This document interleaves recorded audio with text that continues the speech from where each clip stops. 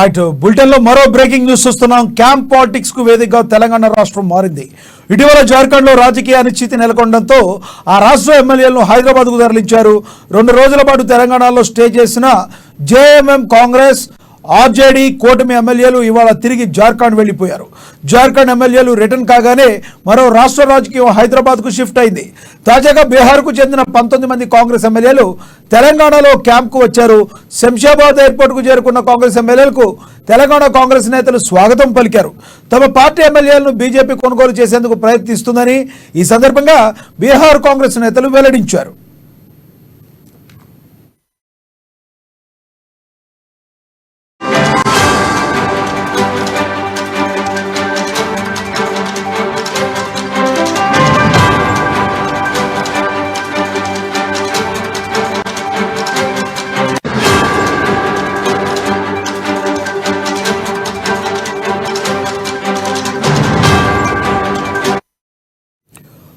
Camp politics కు వేదికగా తెలంగాణ రాష్ట్రం మారింది. ఇటీవల జార్ఖండ్లో రాజకీయ అనిశ్చితి నెలకొనడంతో ఆ రాష్ట్ర ఎమ్మెల్యేలను హైదరాబాద్కు తరలించారు.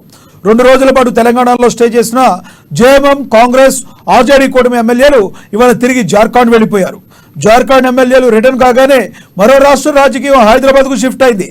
తాజాగా బీహార్కు చెందిన 19 మంది కాంగ్రెస్ ఎమ్మెల్యేలు తెలంగాణలో క్యాంప్కు వచ్చారు. శంషాబాద్ ఎయిర్పోర్ట్కు చేరుకున్న కాంగ్రెస్ ఎమ్మెల్యేలకు తెలంగాణ కాంగ్రెస్ నేతలు ఘన స్వాగతం పలికారు. తమ పార్టీ ఎమ్మెల్యేలను బీజేపీ కొనుగోలు చేసేందుకు ప్రయత్నిస్తుందని ఈ సందర్భంగా బీహార్ కాంగ్రెస్ నేతలు వెల్లడించారు.